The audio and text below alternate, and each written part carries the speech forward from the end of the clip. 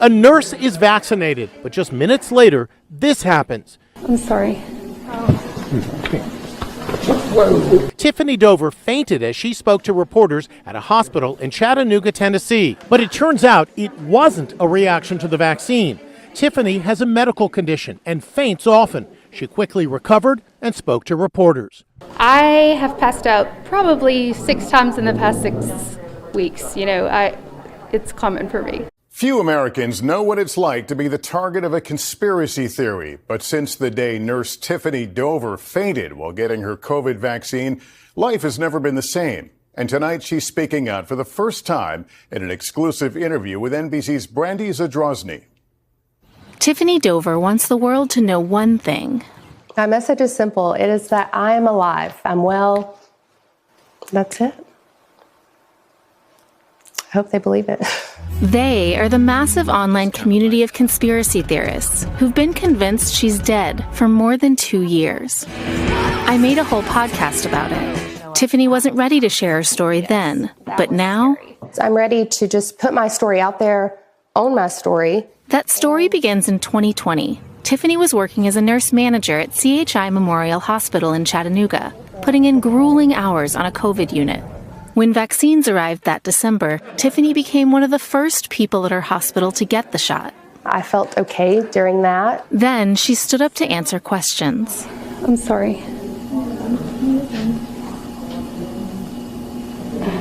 I'll sit down. You step away.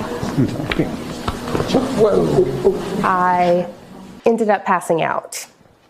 So that created the opposite effect of what I would have liked. But you got right back up.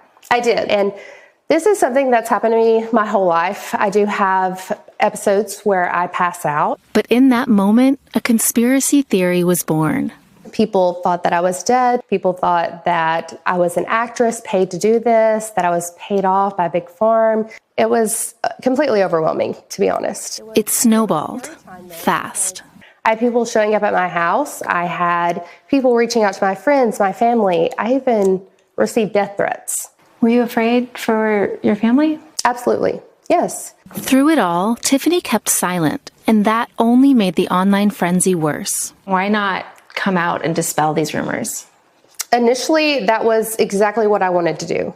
And unfortunately, I was told that that absolutely would not happen. The hospital told you not to speak out. Correct, yes. It would be irrecoverable damage is what I was told if I was to speak out and have another episode. Instead, the hospital put out this video, intending to show she was alive. But the so-called Tiffany truthers picked it apart and used it as fuel. Online anti-vaxxers and the movement are sort of using you as their poster girl. It's hard to think that you are being used to deter somebody from getting the vaccine. And that was really hard for me to cope with. Are you saying you blamed yourself? Yes, absolutely. I wish that we would have used it as a platform to speak out on the fact that people do pass out after getting shots, vaccines, but that is not a reason to not proceed with getting them. CHI Memorial has repeatedly denied knowledge of any directive asking Tiffany not to speak or post, including in an interview for our podcast. I'm not aware of anything that asked Tiffany not to respond. The hospital recently telling NBC News, "We have no new information." A year ago, Tiffany left CHI Memorial, and while she hopes to work as a nurse again one day, for now, she's focused on reclaiming her life. Even after all of this, there will be people who say, "We don't believe you." What then? At this point, I've done what I needed to do. I've put it out there that I'm alive. They have to choose whether they believe that or not. And that's all I can do.